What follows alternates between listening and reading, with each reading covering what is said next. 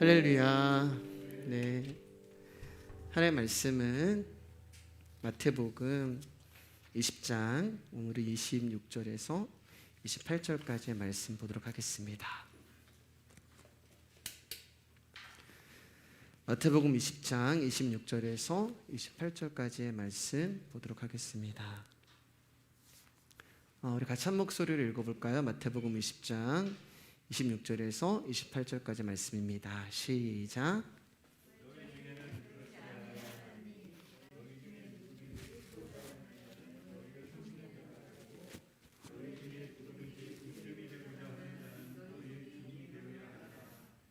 인자가 온 것은 섬김을 받으려 함이 아니라 도리어 섬기려 하고 자기 목숨을 많은 사람의 대속물로 주려 함이니라.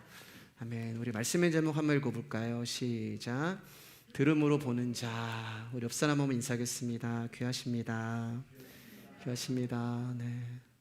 또 수예배 이렇게 피곤하신데 또 성전에 오셔서 말씀을 들어주신 여러분들 귀하신 분이십니다. 예수님께서 자신의 십자가의 죽음과 부활에 대하여서 직접적인 말씀을 3번이나 하셨어요. 그럼에도 불구하고 제자들은 여전히 예수 그리스도의 십자가를 인식하지 못하고 있음을 우리가 이제 지난 시간에 말씀을 통하여서 봤죠. 그 대표적인 증거가 뭐냐면 세베대의 어머니, 세베대의 아들 야고보와 요한의 어머니가 와서 예수님께 당신이 정치적인 메시아로 등극을 하게 되면은 나의 두 아들을 하나는 당신의 영의정의 자리에, 한 사람은 당신의 좌의정의 자리에 앉게 해주세요라고 부탁을 합니다. 그러나 지금 모친과 이 두 아들은 예수님이 앉게 될 그 십자가가 무엇인지를 알지를 못해요. 그래서 너희들이 내가 마시려고 하는 잔을 마실 수 있느냐라고 물어봤을 때 마실 수 있습니다, 할 수 있습니다 이렇게 대답을 하죠. 근데 예수님이 뭐라고 하세요? 나의 우편에 좌편에 앉는 그 권한은 예수님께 있는 것이 아니라 하나님께 있다라고 말씀을 하세요. 이 말씀을 제가 뭐라고 말씀드렸나요? 하나님이 선택하시고 하나님이 부르신 자들만이 하나님의 우편과 좌편 하나님 나라에 들어갈 수 있다라고 말씀을 드렸어요. 그런데 지금 자신들이 무엇을 구하는지 알지 못하는 자들은 이 야고보와 요한의 어머니와 또 야고보의 요한뿐만 아니라 다른 제자들도 마찬가지인 거예요. 다른 제자들이 옆에서 이 어머니가 예수님께 청탁을 하는 것을 보면서 마음속으로 씩씩거리면서 분한 마음을 갖게 됩니다. 그러니까 결국 예수님의 모든 제자들은 지금 내가 잠시 후면은 예루살렘에 올라가서 십자가에 죽고 3일 만에 부활할 거야 라고 하는 그 말씀을 3번이나 하셨음에도 불구하고 예수님의 십자가에게는 전혀 관심이 없고 오직 자기에게만 관심이 있는 거예요. 내가 다른 사람보다 높은 자리에 앉아야 되고, 내가 다른 사람보다 더 많이 칭송을 받아야 되고, 내가 다른 사람보다 더 많은 것을 누려야 돼. 여기에만 관심이 있는 거예요. 그래서 예수님이 이제 오늘 본문을 통하여서 너희 중에 누구든지 크고자 하는 자는 너희를 섬기는 자가 되고, 너희 중에 누구든지 으뜸이 되고자 하는 자는 너희의 종이 되어야 하리라 라고 하면서, 야, 하나님 나라는 너희들이 생각하는 것처럼 그렇게 크고 작음의 나라가 아니야 라고 하면서 하나님 나라의 질서를 이 땅의 사고방식과 다른 것임을 말씀하는 거예요. 여러분, 우리가 이 말씀 많이 들었단 말입니다. 꼭 말씀을 통하여서 듣지 않는다 하더라도 이와 비슷한 말씀을 우리는 많이 들었어요. 자라면서 부모님으로부터도 이야기를 들었고, 선생님으로부터도 이야기를 들었고, 또 우리 또한 자녀들에게 이런 이야기를 하잖아요. 교만하지 말고 항상 겸손해야 돼. 남을 도와줘야 되고 너를 드러내지 말고 그래야 큰 사람이 되는 거란다라는 조언을 우리가 듣기도 하고 이 말씀을 우리가 자녀들에게 하기도 했습니다. 그러면 지금 예수님은 우리 가운데 큰 자와 으뜸이 되는 자를 말씀하시는 것을 윤리와 도덕적으로 말씀하시는 걸까? 그렇지 않다는 거 아시죠? 왜냐하면 성경은 윤리와 도덕을 기록한 책이 아니라 성경은 오직 예수 그리스도라고 하는 복음에 대하여서 증거하고 있는 책이기 때문에 그렇습니다. 그러면 이 말씀 역시 우리가 다른 사람을 섬겨주고 다른 사람의 종이 되어야지만 네가 큰 사람이 되는 거야, 네가 착한 사람이 되는 거야, 그래야지 네가 높아지는 거야 라고 하는 윤리와 도덕에 관한 구절이 아니라 이 말씀 역시 예수 그리스도가 누구인지를 드러내고 알려주는 말씀이라는 것입니다. 지금 예수님이 무엇을 얘기하면서 이 이야기를 하시냐면은 천국에 관한 이야기를 하면서 이 말씀을 하신 거예요. 그러니까 하나님 나라는 큰 자가 되기를 원하는 제자들에게 하나님 나라는 너희들이 원하는 그런 나라가 아니야 라고 말씀하시면서 예수님이 이 땅에 오신 이유, 그것을 말씀하시는데 왜 오신 거예요? 우리를 섬겨주시기 위해서 예수님이 오신 거예요. 우리의 종이 되기 위하여서 예수님이 오신 것입니다. 그러니까 이 말씀은 우리가 누군가를 섬기고 우리가 다른 사람의 종이 되어서 큰 자가 돼야지, 으뜸이 되어야지라는 말씀이 아니라 크신 분은, 큰 자는 하나님 한 분밖에 없는데 그 하나님이 이 땅에 육신을 입고 저와 여러분들을 섬기기 위하여 종으로 오셨다라는 것을 말씀하고 계시는 거예요. 큰 자는 하나님 한 분밖에 없습니다. 그러면 우리는 어떤 자예요? 우리는 큰 자가 아니에요. 우리는 작은 자가 되는 것입니다. 그러니까 나는 큰 자라고 생각을 했단 말이에요. 내가 누군가를 섬기면서 나는 큰 자가 되는 거야. 나는 종으로 살면서 나는 큰 자가 되는 거야. 나는 참 괜찮은 자야. 나는 썩 잘난 사람이야. 나는 큰 자야. 이 정도면 괜찮지 라고 생각했던 내가 큰 자가 아니란 말이야. 이게 뭐냐면은 자기 부인과 자기 부정이 되는 거예요. 아, 나는 큰 자가 아니었구나. 이것을 깨닫는 게 자기 부인이 되는 거예요. 그러면 내가 큰 자가 아니라는 것을 깨달은 자는 뭐가 되는 거예요? 작은 자가 되는 거예요. 그렇기 때문에 저와 여러분들은 작은 자이지 큰 자가 아닙니다. 복음은 거기서부터 출발을 하는 거예요. 비로소 궁핍해진지라. 그러면서 어디서 출발하는 거예요? 이 둘째 아들이 쥐엄 열매가 있는 돼지우리에서 출발하는 것처럼 저와 여러분들은 누군가를 섬길 수 있고 누군가의 종이 될 수 있는 그런 큰 자로서 출발하는 것이 아니라 작은 자로서 출발을 하는 것입니다. 죄송합니다. 오늘 잠깐만 꺼줄래요? 네, 죄송합니다.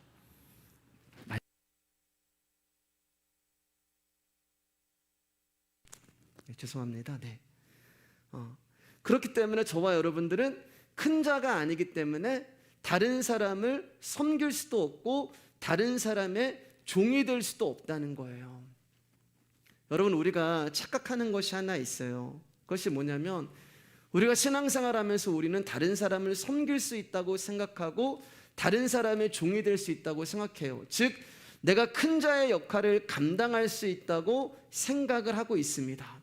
그러니까 내가 큰 자의 역할을 감당한다는 것은 곧 내가 큰 인물이 될 수 있다는 생각을 하고 있는 거예요. 자기를 부정하고 자기를 부인하는 것이 아니라 어떤 일도 어떤 역할도 나는 감당할 수 있어, 이런 생각을 하면서 우리는 살아가요. 그러나 여러분, 그렇지 않다는 것입니다. 아무리 좋은 섬김이고 아무리 훌륭한 종의 역할이 주어진다 하여도 저와 여러분들은 그 일을 할 수 있는 자들이 아니라는 것을 알라고 말씀하는 거예요. 왜냐하면 성경에서 말하는 섬김과 성경에서 말하는 종은, 우리 28절 말씀 보겠습니다. 시작. 인자가 온 것은 섬김을 받으려 함이 아니라 도리어 섬기려 하고 자기 목숨을 많은 사람의 대속물로 주려 함이니라. 그러니까 성경에서 말하는 섬김과 성경에서 말하는 종은 무엇이냐? 다른 사람을 위하여서, 많은 사람을 위하여서 나의 목숨을 내어주는 것을 섬김과 종이 하는 일이라고 하는 거예요. 이것을 우리가 어떻게 할 수가 있어요? 그렇기 때문에 큰 자는 나를 위하여 당신의 목숨을 주심으로 말미암아 우리를 섬겨주신 예수 그리스도밖에 없다는 거예요. 그래서 이 복음을 아는 사람은 나는 아무것도 할 수 없는 자, 나는 예수님이 섬겨주시지 않으면 아무것도 아닌 자, 그 작은 자리에서 출발을 하게 되는 것입니다. 그래서 여러분, 왜 예수님의 제자들의 발을 씻겨줬는지 아시겠죠? 예, 종으로 오신 거예요. 예, 발을 씻겨주신 것은, 종은 주인의 발을 씻겨주거든요. 그래서 예수님이 이 땅에 종으로 오셨기 때문에 제자들의 발을 씻겨주신 것이고, 십자가에서 당신의 목숨을 버리심으로 저와 여러분들을 섬겨주신 것입니다. 그러니까 여러분, 이것을 알지 못하면 우리는 복음을 흉내만 내는 사람밖에 되지 않는 거예요. 그래서 성경을 보면 예수님이 다 섬겨주러 가신 거예요. 38년 된 병자의 자리로 섬겨주러 가셨고, 사마리아 여인에게 섬겨주러 가셨고, 제자들 가운데 그 삶의 자리에 섬겨주러 가셨고, 크신 분이 저와 여러분들의 종으로 이 땅에 오신 거예요. 그러니까 우리는 누군가를 섬기는 자로 출발하는 것이 아니라 예수님으로부터 섬김을 받는 자로 출발을 하는 것인데, 작은 자인 내 안으로 큰 자이신 예수 그리스도가 연합하시고 하나됨으로 말미암아 그분이 나와 함께 출발을 하시는 거예요. 그러면서 저와 여러분들의 인생이라고 하는 신앙생활 가운데 조금씩 작아 있는 내가 키가 조금씩 커지는 것처럼 점점 큰 자로 변화가 되는 거예요.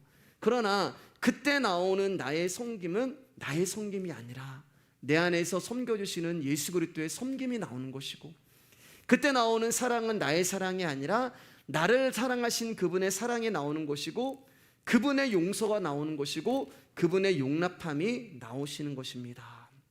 사랑하는 여러분, 신앙은 우리가 부단히 무엇을 노력해서 이뤄내는 게 아니에요.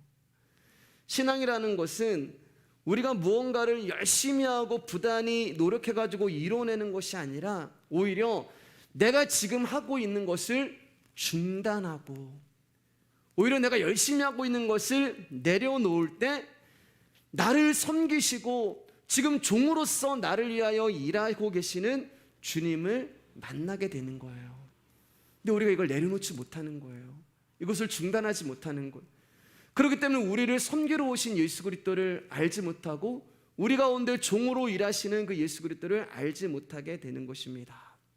내가 하는 모든 것들을 내려놓고 중단할 때 나를 존귀하게 여기시는 하나님을 보게 되는 것이며, 나를 사랑하시고 나를 용서하시는 그분을 만나게 되는 거예요.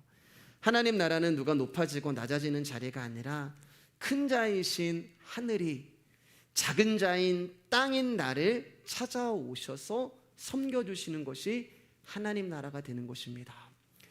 오늘 제가 이제 어떤 권사님한테 이제 전화를 받았어요. 이제 멀리 계신 권사님 전화 받는데 상담을 한참 하셨는데 그분이 이제 그런 고백을 이제 하셨어요. 목사님, 저는 빨리 하나님 나라 가고 싶습니다. 그래서 제가 그랬어요. 권사님, 하나님 나라가 이미 권사님 안에 들어와 계세요. 우리는 자꾸만 이 땅을 떠나서 가는 하나님 나라를 생각하는데 그분이 우리 안에 들어오신 거예요. 하늘이 땅으로 오신 것입니다. 그래서 죽어서도 천국이지만 살아서도 천국을 사는 게 우리의 인생이에요.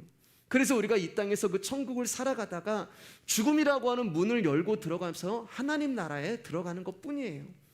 근데 우리가 이 땅을 살면서 그 하나님 나라를 경험하지 못하고 죽어서 하나님 나라 가게 되면 얼마나 낯설고 얼마나 당황이 되겠어요.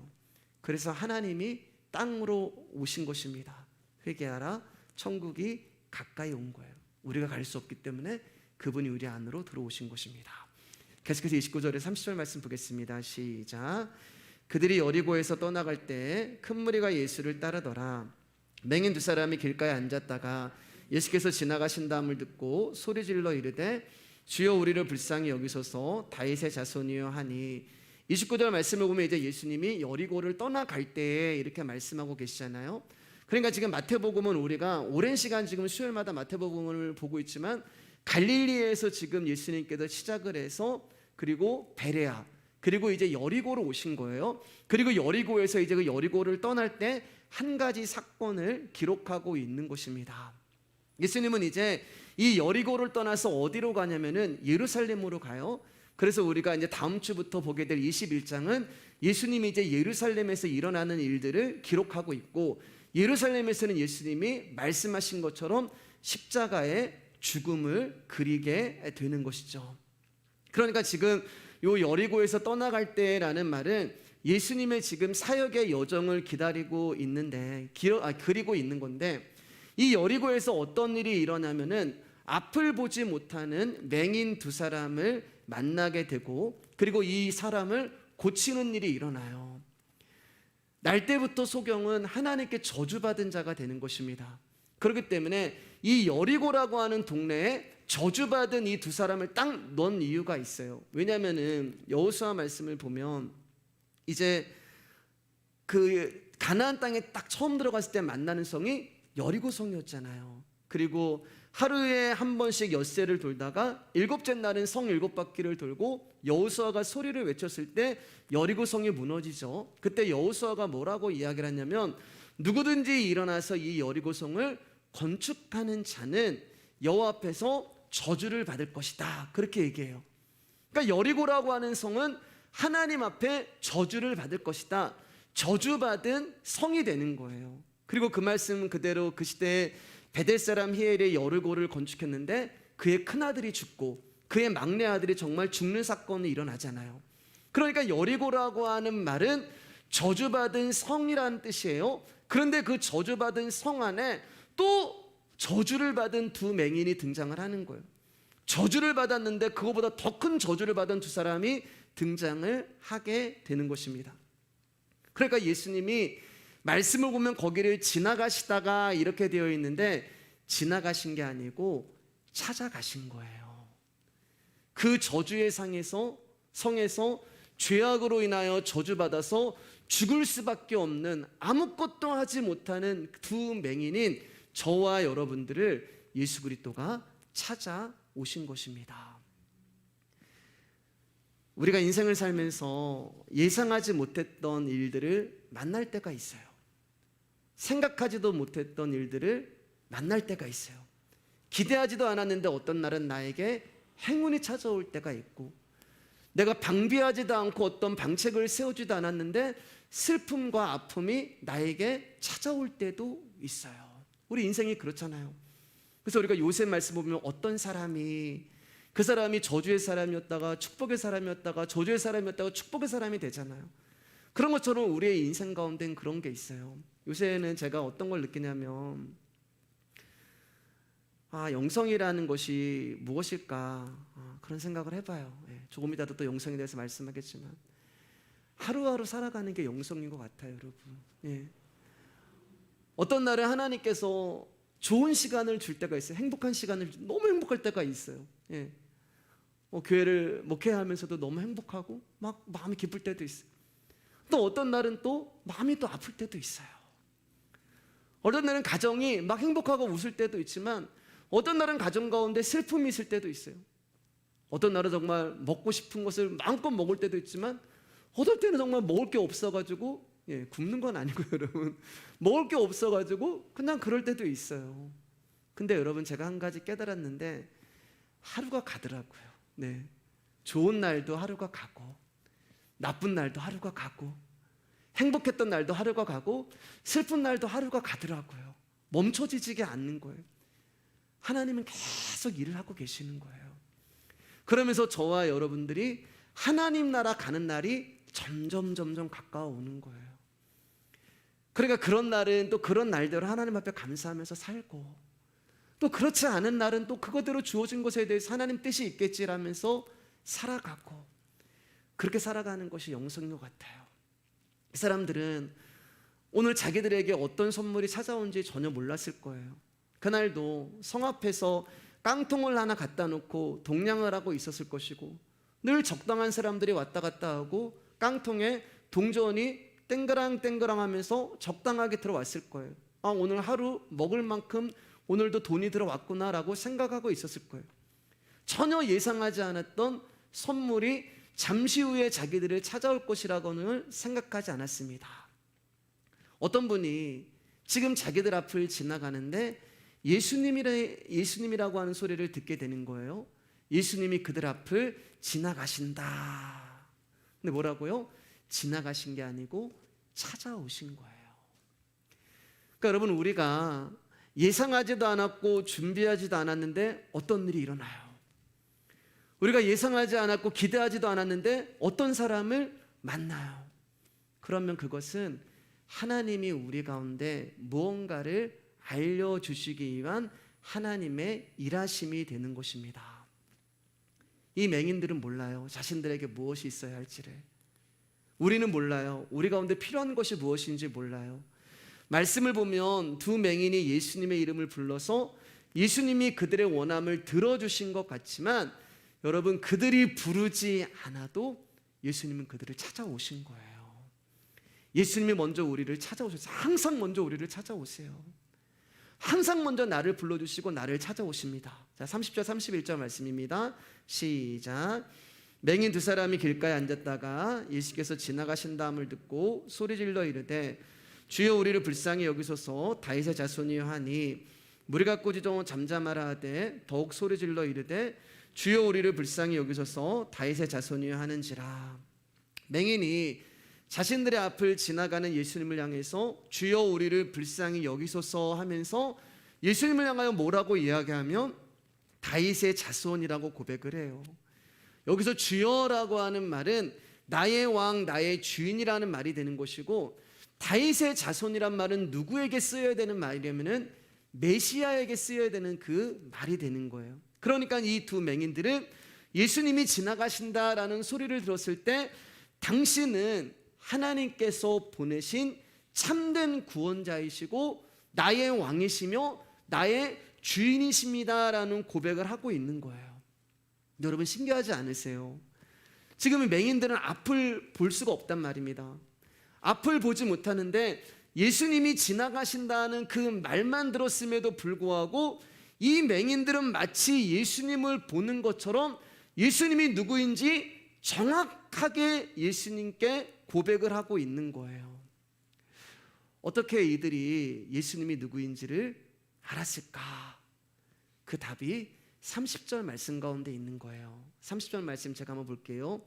맹인 두 사람이 길가에 앉았다가 예수님께서 지나가신다 함을 듣고, 지나가신다는 말을 듣고, 여러분, 이들이 어떻게 예수님이 누구인지를 알은 거예요? 들었기 때문에 알은 거예요. 들었기 때문에. 말씀은 듣는 것이 아니라 들려지는 거라고 얘기했잖아요. 이들이 어떻게 예수님을 알게 되는지 이제 조금 이따 다시 보겠지만 지금 예수님이 누구인지를 듣는 거예요. 들리기 시작하는 거예요. 사랑하는 여러분, 말씀이 들리는 것이 영성입니다. 영성은 예수님을 듣는 거예요. 자, 마태복음 6장 22절 23절 말씀 보겠습니다. 시작. 눈은 몸의 등불이니 그러므로 내 눈이 성하면 온몸이 밝을 것이요 눈이 나쁘면 온몸이 어두울 것이니 그러므로 내게 있는 빛이 어두우면 그 어두움이 얼마나 더하겠느냐. 여기서 이제 눈이라고 이야기하잖아요. 눈은 여러분 보는 일을 하는 거예요. 근데 여기 나오는 이 눈이라고 하는 정확한 이 단어의 뜻은 들음으로 본다라는 의미를 가지고 있어요. 들음으로 본다. 그러니까 지금 이 눈은 몸의 등불이니라고 하는 말은 우리 몸에 관하여 얘기하는 것이 아니라 저와 여러분의 심령에 관한 이야기를 하고 있는 거예요. 그래서 말씀을 듣는데 이 말씀을 듣는다라고 얘기하지 아니하고 말씀을 본다라고 얘기하는 거예요. 예수 그리스도가 지나가신다고 하는 그 말씀을 들었는데 당신이 다윗의 자손 메시아고 나의 주인이고 나의 왕입니다라고 보는 것처럼 지금 이야기를 하고 있는 거예요. 믿음은 들음에서 나며 들음은 그리스도의 말씀이니라. 그러니까 우리가 두 가지 현상이 말씀을 들을 때 일어나는 거예요. 말씀을 듣는데 그 말씀이 보이는 거예요. 예. 어떨 땐 여러분 성경을 보면은 성경을 눈으로 보는데 또 하나님이 말씀으로 이야기해 주시는 것이 있어요. 말씀을 보는데 말씀을 연구하고 말씀을 보면은 하나님의 말씀이 떠오르게 해주시는 것들이 있어요.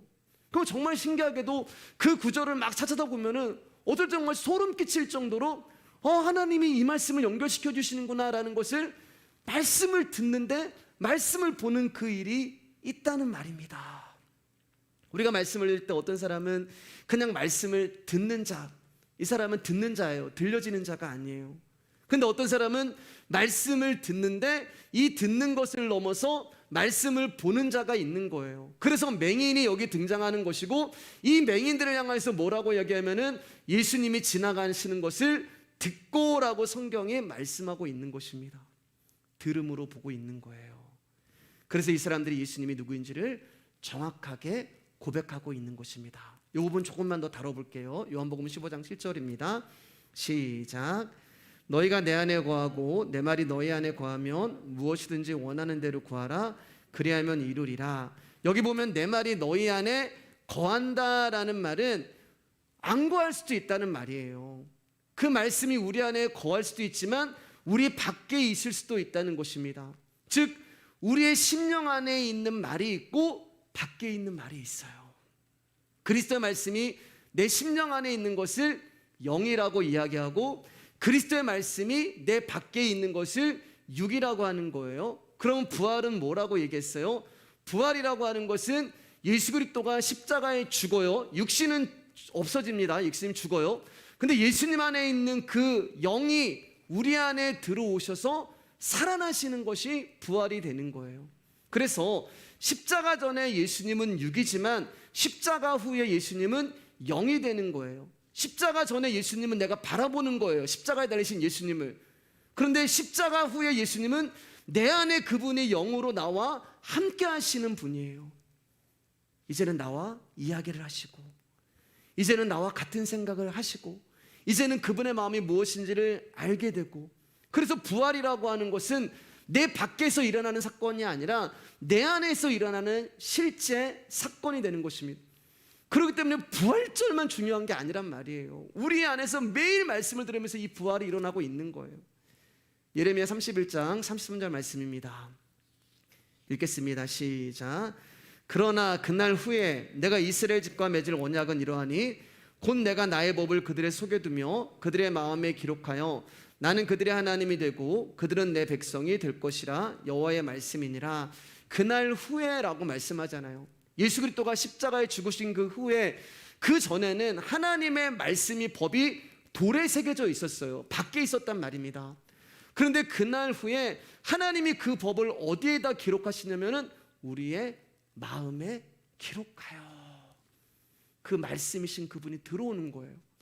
법이신 그분이 내 안에 들어와서 나의 하나님이 되는 것이고 우리가 그분의 백성이 되는 것입니다. 그게 연합이라고 이야기하고 그것을 하나라고 얘기하는 거예요. 밖에 있는 법이 우리 안으로 들어오셔서 나와 하나가 되고 나를 생명으로 인도하는 거예요.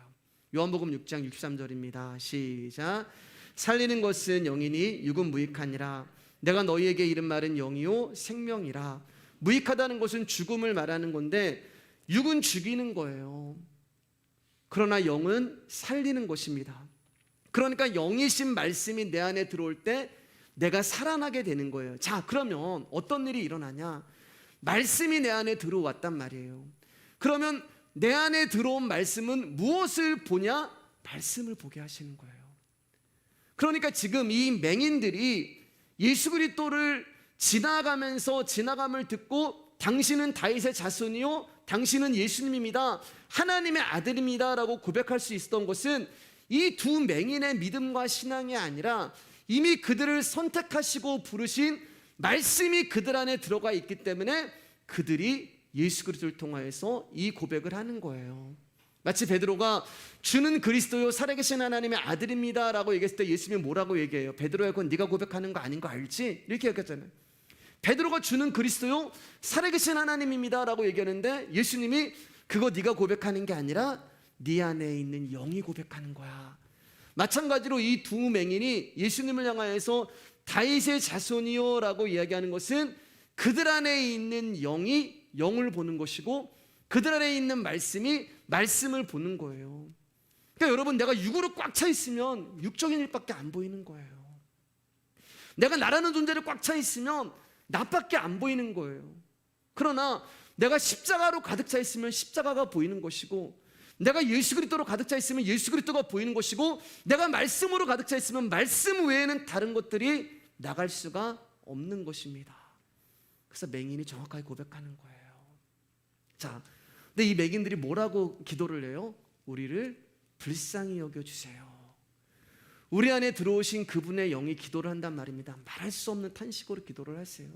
우리는 어떻게 기도하는지 모르는데 그분이 우리를 위해서 기도해 주시는데 뭐라고 기도하세요? 우리를 불쌍히 여겨주세요. 제일 좋은 기도예요. 우리가 창세기 말씀 봤을 때 야곱이 기도하잖아요. 지금 뭐 삼촌이 막 쫓아오고 있고 형은 막 지금 찾아오고 있어요. 근데 야곱이 거기서 뭐라고 기도하냐면은 살아계신 하나님, 내가 20년 전에 이 땅을 떠날 때 하나님이 나를 지켜주셨고, 내가 삼촌의 집에서 일을 할 때 하나님께서 나를 이렇게 부하게 만들어 주셨습니다. 근데 그런 기도가 지금 그런 기도할 때가 아니에요. 야곱이 뭐라고 얘기했는지 알아요? 하나님, 지금 너무 무섭습니다. 이게 진짜 기도인 거예요. 자기 본심의 기도. 야곱은 지금 대표 기도부터 시작을 하잖아요. 그게 아니에요. 하나님, 제가 무섭습니다. 하나님, 저를 불쌍히 여겨주세요. 나를 불쌍히 여겨달라는 말은 여러분, 내가 할 수 없다는 자라는 것을 인정하는 거예요. 나는 할 수 없어요. 하나님, 나 좀 도와주세요. 나 좀 불쌍히 여겨주세요. 나는 불능합니다. 나는 불가능합니다. 그것을 가지고 주님 앞에 나오는 거예요. 두 맹인이 불쌍히 여겨주세요. 이게 가장 좋은 기도예요. 하나님, 나 좀 살려주세요. 누가복음 18장 말씀을 보면 바리새인과 세리의 기도가 나오는데, 바리새인은 엄청 가지고 나오죠. 자기 행위 가지고 나오고, 내가 11조 드리고 금식하고 구제하고, 자기 공로 가지고 나오고, 자기 업적을 가지고 나와요. 근데 세리는 딱 하나만 가지고 나와요. 주님, 내가 죄인입니다. 나를 불쌍히 여겨주세요. 그게 하나님이 듣고 싶은 기도예요. 성경에는 자신들이 무언가를 할 수 있다고 한 사람들은 다 패배했어요. 아들을 주신다는 말에 아멘했던 아브라함은 이스마엘을 내놔버렸고, 하나님을 위해 집을 짓고 11조 드리고 당신은 나의 하나님이라고 했던 야곱은 환도뼈를 맞아서 패배해버렸고, 이스라엘 백성들은 우리가 주님의 율법을 다 지킬 수 있습니다라고 얘기했을 때 모세가 시내산에 올라갔을 때 금송아지 섬기고 있었고, 심지어 에덴 동산에서 하나님이 한 가지 계명 줬단 말이에요. 이 열매 따먹지 마. 한 가지 열매도 지키지 못하는 게 우리예요, 여러분. 이 선악과 먹지 마. 한 가지만 지키면 되잖아요. 100가지 준 것도 아니고. 근데 우리는 그 한 가지도 못 지키는 자가 우리예요. 근데 우리는 맨날 할 수 있다고 얘기해요. 우리는 할 수 없는 자예요.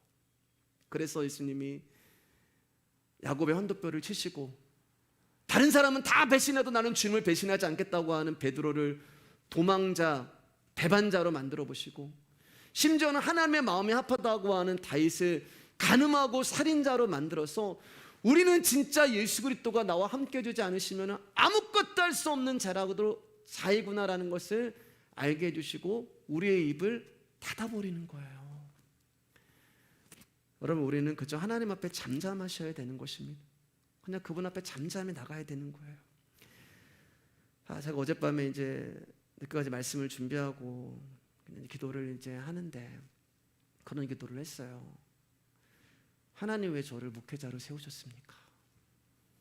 그냥 그런 기도를 했어요. 하나님, 왜 제가 교회를 개척하게 하셨습니까? 주님이 뭐라고 하셨을까요, 여러분?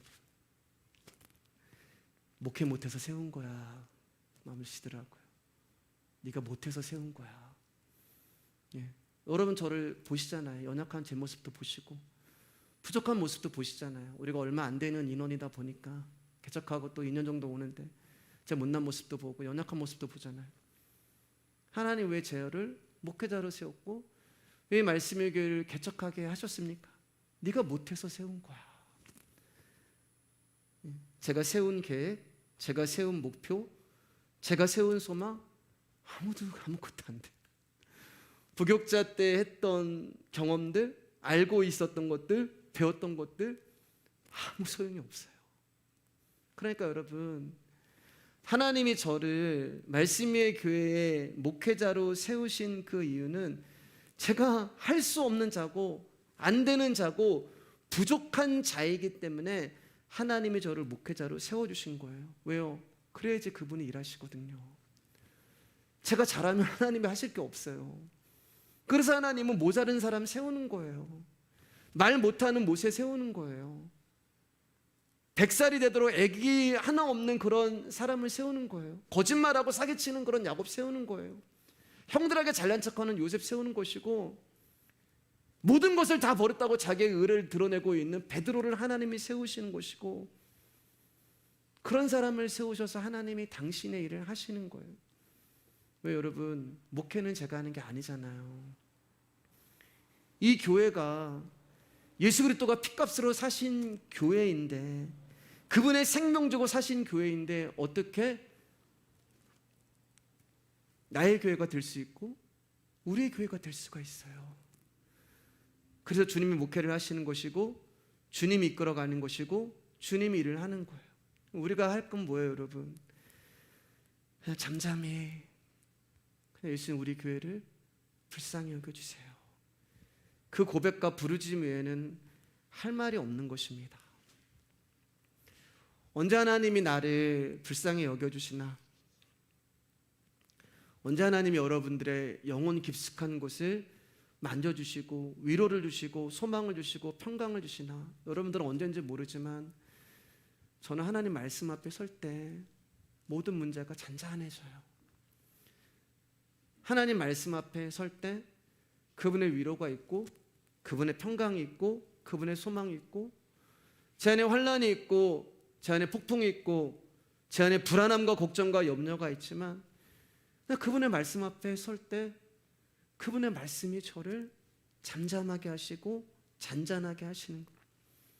그 모든 문제의 답은 말씀 안에 있는 것입니다. 그래서 우리 교회가 말씀 위의 교회인 거예요, 여러분. 이 말씀이 교회를 이끌어 가시는 것이고 이 말씀이 목회를 하는 것이고 이 말씀이 여러분 가운데 영원한 생명을 주시는 것이고 이 말씀이 여러분들을 하나님 나라로 이끌어 가시는 거예요. 그게 주님이 나를 불쌍히 여기시고 계신다는 증거가 되는 것입니다. 여러분, 하나님 얼마나 좋은 하나님이냐면 그분이 나의 아픔 속에 동참하시고 나의 슬픔 속에 동행하시고 나의 어려움 속에서 나를 잡아주세요. 잠시 후면 나사로가 살아난단 말이에요. 잠시 후면 예수님이 나사로를 살리세요. 사람들이 막 울고 있어요. 나사로가 죽었다고 막 울고 있어요. 잠시 후면 예수님이 나사로를 살려요. 그럼 야, 울지 마. 야, 그만해. 내가 이제 나사로를 살릴 거야. 울지 마. 그렇게 말씀 안 하세요. 성경 보면은 뭐라고 기록되어 있냐면 우리의 눈물을 보시고 비통히 여기사 불쌍히 여기시고 어떻게 하세요? 같이 울어주시는 거예요. 우리는 잠시 후에 무슨 일이 일어날지 모른단 말입니다. 내일 내 인생 가운데 어떤 일이 일어날지 몰라요. 근데 주님은 아세요. 잠시 후에 나사로가 살아날 것을 아세요. 그럼에도 불구하고 예수님은 나의 슬픔에 같이 울어주시는 거예요. 같이 아파해 주시고 같이 비통 여겨주시고 같이 울어주시는 거예요. 그분이 다윗의 자손으로 오신 예수 그리스도가 되는 것입니다. 우리 32절 34절 말씀 이제 보겠습니다. 시작. 예수께서 머물러 서서 그들을 불러 이르시되 너에게서 무엇을 하여 주기를 원하느냐? 이르되 주여 우리의 눈뜨기를 원하나이다. 예수께서 불쌍히 여기사 그들의 눈을 만지시니 곧 보게 되어 그들이 예수를 따르니라. 너에게 무엇을 하여 주기를 원하느냐? 당연한 질문이잖아요. 당연한 질문. 맹인들이 보기를 원합니다라고 하는 이것도 당연한 대답이잖아요. 맹인들이 무엇을 원하는지를 예수님이 모를 리가 없는데 왜 이렇게 물어보실까? 우리는 앞서 어떤 말씀을 대했어요, 여러분? 예수님께서 야고보와 요한의 어머니를 만나신 사건을 봤잖아요. 그때도 예수님께서 야고보와 요한의 어머니의 아들 향해서 뭐라고 이야기하면 이렇게 물어보세요. 오늘 맹인에게 물어봤던 것처럼 무엇을 원하느냐 이렇게 물어봐요. 그 질문에 야고보와 요한의 어머니는 아까 말씀드린 것처럼 자기 아들들이 예수님 좌우편에 앉기를 원합니다라고 대답을 합니다. 제자들에게 계속해서 당신의 십자가 죽음과 부활을 말씀에도 불구하고 예수님은 아까 말씀드렸듯이 제자들은 예수님의 십자가에 관심이 없어요. 예수님의 말씀에 복음이 그렇게 선포되는데도 그 말씀에 관심이 없고 오직 누가 크냐, 누가 옳으냐, 누가 맞냐 여기에만 지금 관심이 있는 거예요. 그러니까 야고보와 요한 그의 어머니 그들의 제자들까지 죄인들이 원하는 게 무엇인가를 예수님이 이 앞의 사건을 통해서 보여준 거예요. 죄인인 저와 여러분들이 원하는 것은 나라는 거예요. 나. 하나님 앞에서 전부 구하는 게 나라는 거예요. 나를 드러나게 해주시고 나를 높여주시고 나를 인정해 주시고 나를 칭찬해 주시고 이것을 우리가 찾고 두드리고 구하고 있다는 것입니다. 그러니까 예수님은 나라는 존재를 죽이시기 위하여서 이 땅에 오셔서 십자가에 죽었는데 우리는 예수님의 이름을 부르면서 그분이 죽은 그 나를 계속해서 구하고 있는 거예요. 그러니까 사람들은 자신이 이러한 죄악 가운데 갇혀서 살아가고 있는 불쌍한 자들임을 알지 못하는 거예요. 그렇기 때문에 십자가에는 관심도 없었고 예수님이 다윗의 자손이라는 것에는 더욱더 관심이 없었던 거예요. 그런데 맹인들은 예수님을 부른단 말입니다. 다윗의 자손이라고 불러요. 그런데 무리들이 있어요. 무리들이. 그 무리들이 뭐라고 얘기하면은 십자가에 관심도 없고 예수님이 다윗의 자손으로 오신 것에도 관심이 없는 이 무리들은 그 예수님을 향하여서 정확하게 고백하고 있는 맹인들을 향하여서 잠잠해, 조용히 안 해, 떠들지 마, 윽박지르고 있는 거예요. 예수님은 죄인을 섬기기에 오셨고 죄에 갇힌 우리의 처지를 불쌍히 여겨주시기에 오셨어요. 그러므로 예수님과 함께 할 수 있는 사람은 자신을 불쌍한 자로 여기며 주의 긍휼을 구하며 살아가는 맹인과 같은 자들인데, 지금 자신을 불쌍히 여기는 눈이 없는 사람의 관심은 예수님의 섬김과 예수님이 무엇을 불쌍히 여겨주시는지에 대해서 관심이 없어요. 내가 섬기는 예수 그리스도가, 내가 따르는 예수님이 이런 하찮고 이런 아무것도 아닌 이런 맹인들하고 섞이시면 안 되지. 그래서 그들을 무시하는 거예요. 근데 성경은 그들을 향해서 이렇게 얘기해요. 우리가 병행 구절 한번 볼게요. 이제 말씀 조금씩 마칠게요. 누가복음 18장 39절입니다. 같이 읽을까요? 시작. 앞서가는 자들이 그를 꾸짖어 잠잠하라 하되 그가 더욱 크게 소리질러 다윗의 자손이요 나를 불쌍히 여기소서 하는지라. 마태복음에서는 무리들이라고 얘기했는데 병행 구절에서는 앞서가는 자들이라고 이야기를 하고 있어요. 앞서가는 자들이 지금 이 짓을 하고 있는 거예요. 그 앞서간다면 누구보다 앞서가는 거예요? 예수님보다 앞서는 거예요. 말씀보다 앞서가는 거예요. 우리는 하나님을 사랑하고 교회를 위한다고 하면서 하나님보다 앞서가는 게 너무 많아요. 주님을 사랑한다고 하면서 말씀보다 앞서가는 게 너무 많아요. 예수님을 사랑한다고 하면서 나도 모르게 예수님보다 앞서가는 게 너무 많아요. 여러분, 앞서간다는 게 뭘까요? 무슨 뜻일까요? 앞서간다는 게, 앞서간다는 것은 주님의 마음을 알지 못하는 거예요. 마치 우리가 새벽 예배 때 보고 있는 아하마스와 그리고 요압과 같은 그런 존재예요. 저는 요새 사무엘하를 제가 이제 묵상하면서 굉장히 은혜를 많이 받는데, 다윗을 향하여서 당신은 우리 만 명의 생명보다 더 귀한 분입니다. 그러기 때문에 당신은 전쟁에 나오시면 안 됩니다. 왕이 죽으면 어떡합니까? 그러면서 이 다윗이 진짜 원하는 거, 너희들 나를 생각해서 내 아들 압살롬을 죽이지 마. 나를 생각해서, 나를 너그럽게 생각해서 내 아들 압살롬을 부탁한다라고 얘기했는데, 왕은 나의 생명, 우리의 만 명의 생명보다 귀하다고 이야기를 하면서 왕이 원하는 것을 알지 못해요. 앞서가는 거예요. 앞서간다는 것은 주님의 마음을 알지 못하는 것입니다. 주님의 뜻과 생각을 알지 못하는 거예요. 그러면 주님의 마음을 알지 못하면 누구의 마음이 나요? 둘 중에 하나란 말이에요, 여러분. 0이 나오냐 6이 나오냐. 주님의 마음을 알지 못하면 6이 나오는 거예요. 주님의 마음과 뜻을 모르면 나의 마음과 뜻이 나오는 거예요. 강도 맞는 자가 피를 철철 흘리고 죽어가고 있는데 제사장이 그냥 지나가요. 왜요? 중요한 일이 있거든요.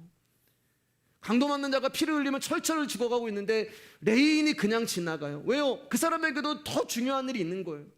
이 강도 만난 자보다, 죽어가는 강도 만난 자보다 더 중요한 일이 있었는데 그게 뭐예요? 교회 일이었잖아요. 교회 일. 제사장은 성전에서 제사를 인도하는 사람이고 레위인도 성전에서 교회 일을 하는 사람이잖아요.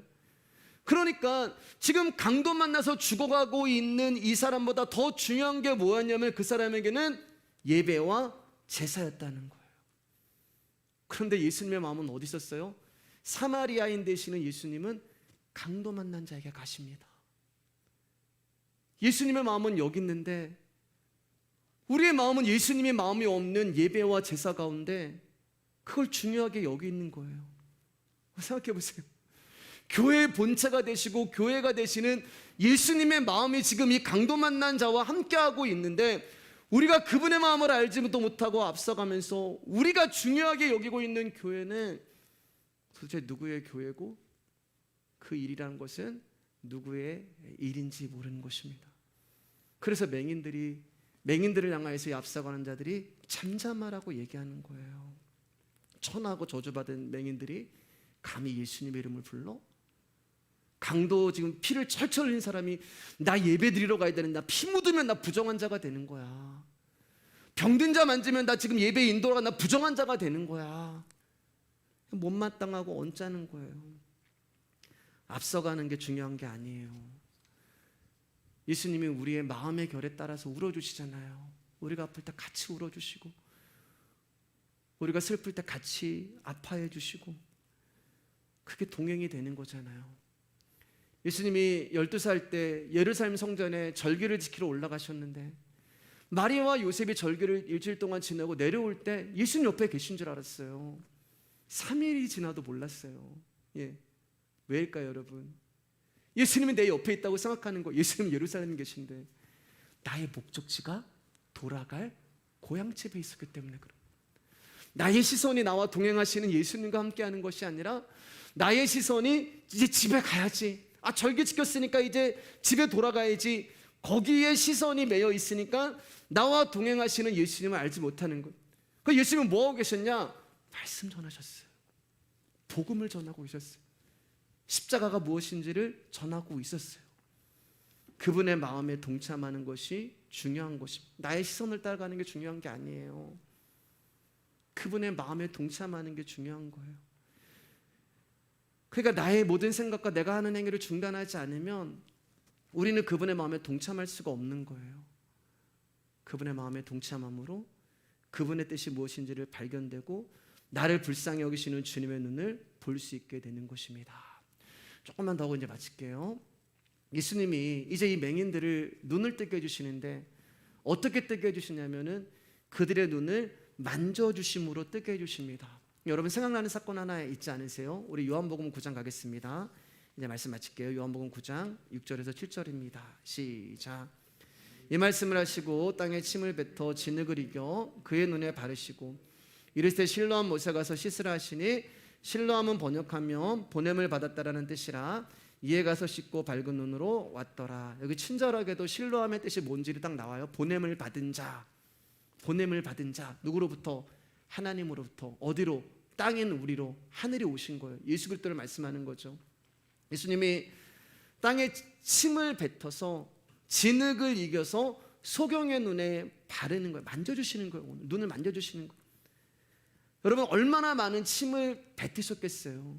아무리 예수님의 침이라지만 더럽잖아요. 거룩하신 하나님이 우리를 살리시기 위하여 스스로 더럽고 지저분한 진흙이 되신 거예요. 그리고 그 진흙 대신 예수님이 이 맹인의 눈에 덕지 붓습니다. 적어도 이 날 때부터 소경이 구걸을 했다는 것은 희미하게 빛이 보이기 때문에 낮과 밤은 구별했다는 것인데, 이 눈에다가 진흙덩어리를 딱 붙여버리니까 캄캄한데 더 캄캄한 세상이 된 거예요. 완전히 안 보이는 상태, 절망적인 상태. 그나마 구걸이라도 했는데 이제는 아무것도 할 수 없는 절망과 어둠의 상태가 됐어요. 근데 여러분 이거 말씀 제가 한번 했잖아요. 근데 예수님이 이 맹인에게 황당한 요구를 하십니다. 7절 한 번만 더 볼게요. 시작. 이르시되 실로암 못에 가서 씻으라 하시니, 실로암은 번역하면 보냄을 받았다는 뜻이라 이에 가서 씻고 밝은 눈으로 왔더라. 아무것도 안 보이는데, 그나마 희미하게 빛만 봤던 사람인데 진흙을 이만한 거를 딱 붙여놓고서 실로암 못에 가. 어떻게 가요? 어떻게 가요? 안 보이는데 그 연못을 어떻게 찾아가요? 근데 놀라운 일은 실로암 못에 가서 씻으라 하시니 이에 가서 씻고, 신기한 일이 일어났어요. 눈에 아무것도 안 보이는데 그 연못을 찾아갔어요. 근데 그 연못이 뭐라고요? 보냄을 받은 자. 누구를 찾아간 거예요? 예수 그리스도를 찾아간 거예요. 아무것도 안 보이는데 하나님이 한 가지만 보여주시는데 절망스럽고 캄캄하고 앞이 하나도 안 보이는 빛도 없는 그곳 가운데서 하나님이 딱 하나만 보여주시는데 실로암까지만 갈 수 있는 눈을 열어주시는 거예요. 근데 그 실로암이 뭐라고요? 보냄을 받은 자, 예수 그리스도께로 갈 수 있는 눈만 열어주시는 곳입니다. 뭘로 여러분? 말씀으로. 우리가 두 맹인이잖아요. 말씀을 통해서 예수님이 누구인지를 보게 되는 거예요. 하나님 나라는 우리 인생에서 가장 캄캄할 때 임하는 거예요. 가장 캄캄하고 가장 비참하고 가장 초라하고 가장 처참할 때 그때 실로암만 보이는 거예요. 깨지고 상처받고 어둡고 초라하고 비참하고 죽음과 같은 고통 가운데서 실로암만 보이는 거예요. 내 육신은 후패질지라도, 나는 점점 초라해질지라도 저와 여러분 안에 말씀이 살아계시다면 우리의 속사람과 우리의 영은 성숙함으로 말미암아 비록 보이지 않는 맹인이라 할지라도 말씀을 들음으로 예수 그리스도가 다윗의 자손이시며 그분이 나의 메시아가 되시며 그분이 나의 구속한 주임이다라고 한 고백이 우리의 속사람에서 끊임없이 나오게 될 것입니다. 우리 같이 찬양하도록 하겠습니다.